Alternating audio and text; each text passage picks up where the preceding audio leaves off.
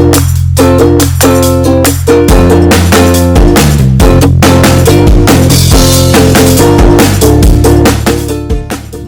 Pete. I'm here with my co-host Matt. We're here to introduce you to basic wheelchair maintenance for manual wheelchair users. Brought to you by ICS and a generous grant from the Craig Nielsen Foundation. Matt, I'm going to let you introduce yourself. My name is Matt DeCastellucci. I'm from New York. I was injured in 2003. I am a T6 paraplegic. I also have a brachial plexus injury, which impacts the use of my right hand. I work for United Spinal Association. So I'm Peter from New Jersey. I work at Helen Hayes Rehab. I run a 4-season adaptive sports program, peer mentoring program, and a bunch of other community resources within the hospital. I was injured in 2006 in a motorcycle accident, and I'm a T5 complete para. And between us, we have over 35 years in a manual wheelchair and experience fixing them, and I would say 20 chairs between us. Easy. We've accumulated a lot of knowledge in that time, and we're here to share it with you. How many of us have ignored that our chair is pulling to the right, or that our front caster is fluttering, or that our backrest leans a little bit more on one side than the other, or it's hard to turn or push? So I ask you, why, Pete, is knowing the basics about your chair important for a manual chair user? Yeah, absolutely. So the longevity of your chair is very important. Being able to fix basic issues with your chair ensures less downtime. So if you broke something today and you have the knowledge to fix it, you might be back on the road again by the end of the week, compared to having to call your DME, have them come out to your house, assess the problem, go back, fight with your insurance to get the parts, then come back out to your house to fix whatever issue it is. Or we can cut to the chase right here and learn how to do some basic stuff ourselves. And also, Pete, wouldn't you say that sometimes in basic maintenance, you can identify a problem before it becomes catastrophic? Absolutely. So think of it as a car, right? What car is going to work longer and better? I would say the one that's getting the basic oil change at the recommended intervals, the one that's being washed and have visual inspections, fresh tires, fresh brakes, all that stuff. Super important to keep your car on the road. No different than the wheelchair. If we just ignore the squeaks, the bumps, the loose bolts, the cracks, we don't take care of our tires, and we just turn up our headphones so we don't hear all the problems like you would do in a car, I don't think it's going to quite last the 5 years that insurance has between you getting your next one.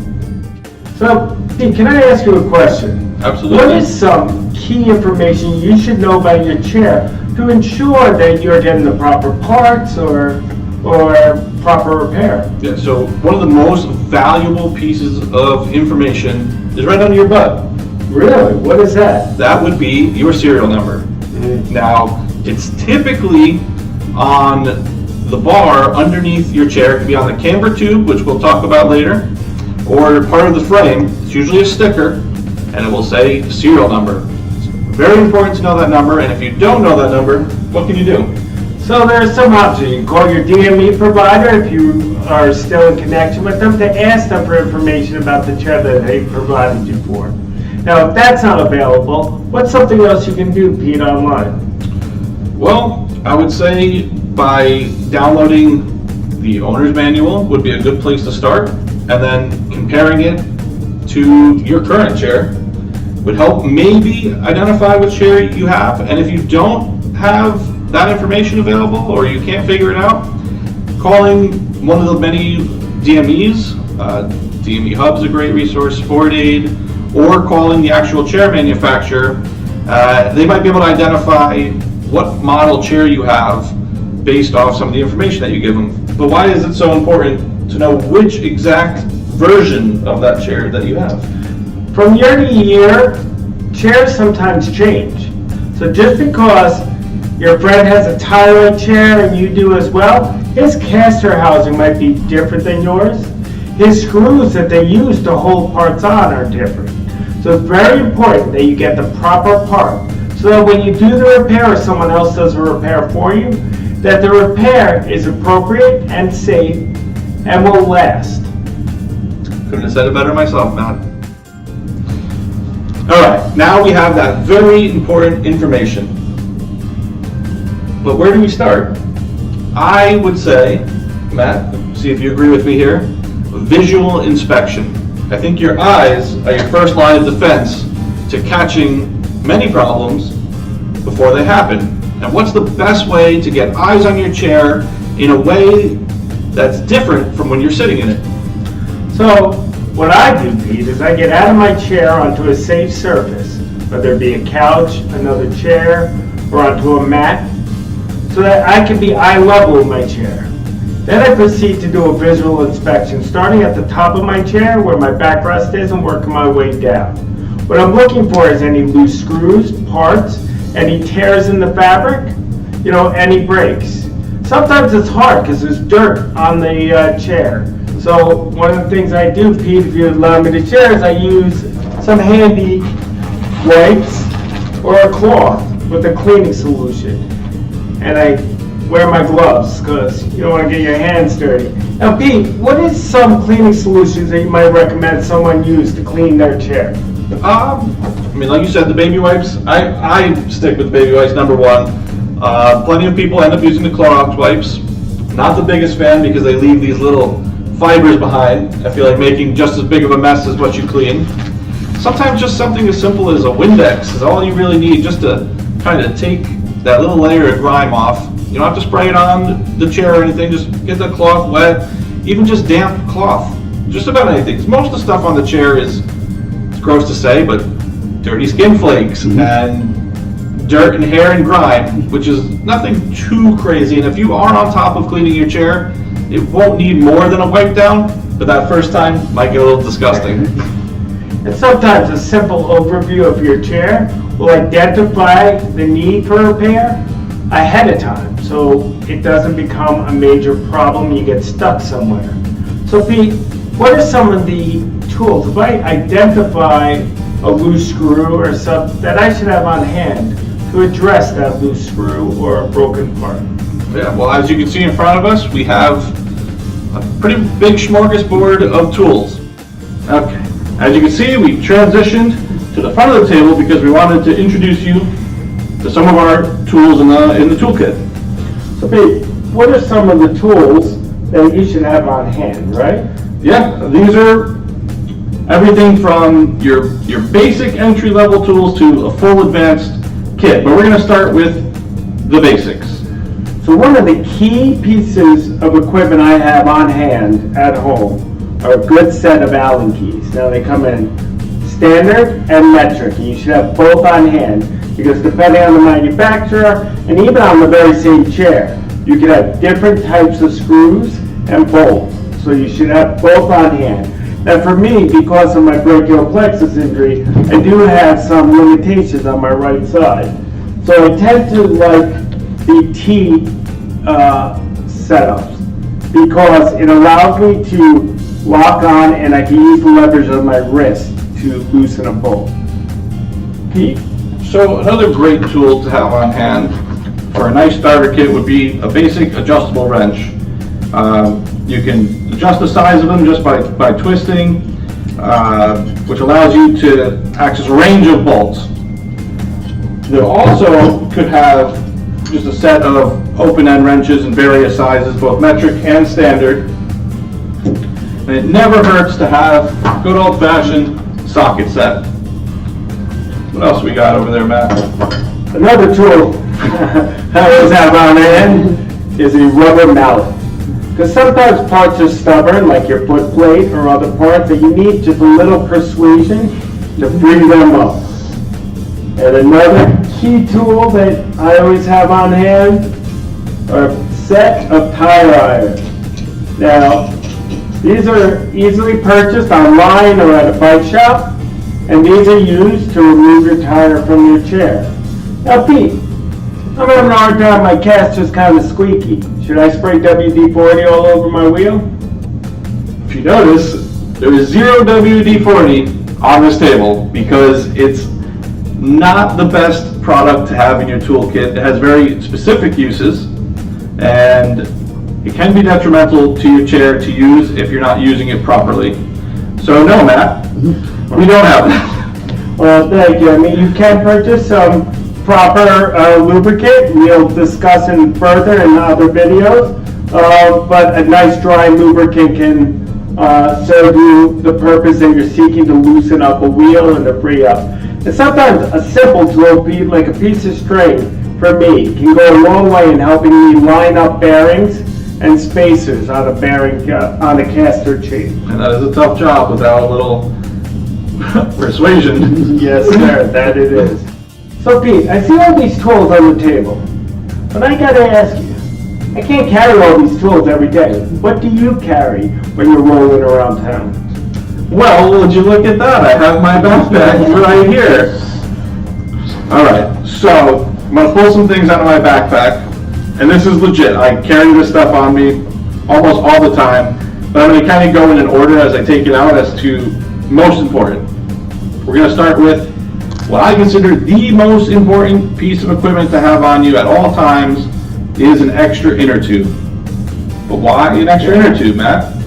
You know, sometimes bike stores, they carry only certain size inner tubes.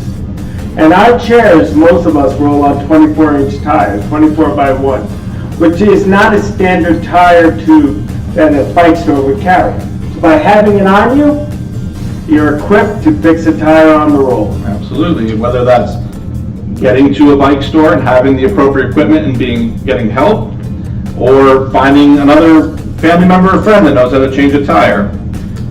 But the next best thing you can have would be some tire levers. Because just because you don't know how to change a tire doesn't mean a friendly cyclist isn't nearby, or a friend, family member, coworker who knows how to change a tire. But if you have the tools, that's one less step. I run the Schwab Marathon Plus tires. Anyone that's attempted to put them on before knows how very difficult it is to get that last bit of tire up over the rim. So I do carry this cool stop tire bead jack. We'll talk about this in a different video, but this is a lifesaver for someone who's trying to change the tire themselves. It makes a huge difference. And I also carry, especially on vacation, this little mini tire pump. Not necessary maybe in the States because you could find a pump at a gas station or something like that, but on vacation, I don't know where the next air is going to be. So I like to keep this small little compact pump with me at all times. And then while you look for that final tube, and for those that have difficulty manually pumping a tire up, they do sell small rechargeable pumps that you can carry with you on you, that you just plug in, it keeps it charged, and you can fill up a tire very easily. Thank you, Matt, for covering me on my little delay there. I had already pulled it out and put it on my bag, so I had lost track. This little Allen key toolkit for a bike, super lightweight, super small. My particular chair, and everybody's could be different, so you have to check beforehand, is mostly metric. All my common bolts, my casters, my armrests, my brakes, those are all on this mini Allen key, so being able to tighten those on the go is a plus. And then for those of you out there with the cushion out there that's susceptible to breaking, I carry an extra valve. I'm on a Variolite Evolution cushion. The biggest weak point on that is a valve. If you call them up, they will send you one like once a year.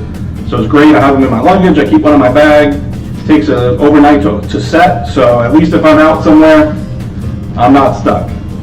Good work, fix on the fly there. Now Pete, before we go on to the next step, some of these tools, where can you purchase them? So, I'm sure most of you know the big box stores, Home Depot, Lowe's. Amazon's a great resource for inexpensive prices on a lot of these things. The metal tire levelers can usually be had for about $6.99. This tire jack is about $12.99, and I believe this tool is about $20. It's a little bit more than what Matt had showed earlier, but you're paying for the size and the form factor. So for under $50, I feel like you could get a great basic kit. And, you know, if you hit things like a flea market up, you can score a great deal, or a yard sale, or just keeping your eye out. What else would you think? Pretty much I'm in line with what you said, right? I use Amazon a lot, and Yeah. Home Depot, you can get most of these tools, or at the local bike store. Now, Pete, you carry these on every day when you're rolling around town. Is there anything different that you would carry when you travel? So, I consider this a complete set for myself when I traveled. Everything that I pulled out, I would be comfortable going just about anywhere, whether I'm in the country or out of the country. There are a few more tools I'm sure I could squeeze in there, but weight and size and everything else kind of falls into the factor in that decision. Excellent. Thank you, Pete. Well, thank you for joining us today for our manual wheelchair maintenance introduction video. Stay tuned for future videos that will be hyper-focused on the different parts of the chairs and how to repair them yourselves, or learn how to teach someone else to repair them for yourself. You're gonna get to watch this guy do a lot of things that we probably didn't think possible 20 years ago when we started, but we get comfortable when you learn and you practice and you learn from each other. So we're hoping at the end of our web series, you guys will be comfortable too. A little maintenance goes a long way for safety, independence, and longevity of our equipment. Could not have said it better myself. Thank you, and stay tuned for future videos. See you next time.